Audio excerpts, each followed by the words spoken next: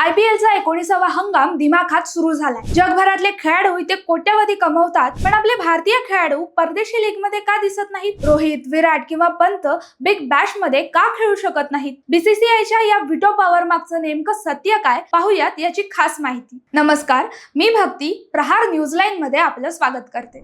IPLचं market value तब्बल 18.5 billion डॉलर्सवर पोहोचलंय। Rishabh Pant वर 27 कोटींची बोली लागते। इथूनच या स्पर्धेची ताकद समजते। पण प्रश्न हाच आहे की क्रिस गेल आणि रशीद खान जगभर खेळतात, मग भारतीय खेळाडूंवरच बंदी का? याचं कारण पाहिलं तर एक्सक्लुझिव्हिटी। BCCIला IPLचा ब्रँड व्हॅल्यू कमी होऊ द्यायची नाहीये। जर भारतीय स्टार खेळाडू बिग बॅश किंवा SA20 मध्ये खेळू लागले तर IPLचं महत्त्व कमी होईल। दुसरं महत्त्वाचं कारण म्हणजे वर्कलोड। 2026 मध्ये भारतीय संघ वर्षभरात 300 दिवस क्रिकेट खेळतोय। त्यात रणजी, दुलीप ट्रॉफी आणि सय्यद मुश्ताक अली अशा देशांतर्गत स्पर्धांचा डोंगर आहे। भारतीय खेळाडू बाहेर खेळले तर या स्पर्धांचं महत्त्व आणि खेळाडूंचा फिटनेस दोन्ही धोक्यात येईल। नियम इतका कडक आहे की जोपर्यंत खेळाडू आंतरराष्ट्रीय आणि IPL क्रिकेट मधून पूर्णपणे निवृत्ती घेत नाही तोपर्यंत त्याला परदेशी लीग मध्ये खेळता येत नाही। अलीकडेच निवृत्त झालेला अश्विन आता अमेरिकेत खेळणार आहे, तर दिनेश कार्तिकने निवृत्तीनंतर दक्षिण आफ्रिकेची वाट धरलीये। गंमत म्हणजे महिला खेळाडूंना मात्र ही सूट आहे, म्हणूनच स्मृती आणि हरमनप्रीत परदेशात धुमाकूळ घालताना दिसतात। पुरुष क्रिकेटमध्ये मात्र BCCIचा शब्द हीच पूर्व दिशा आहे।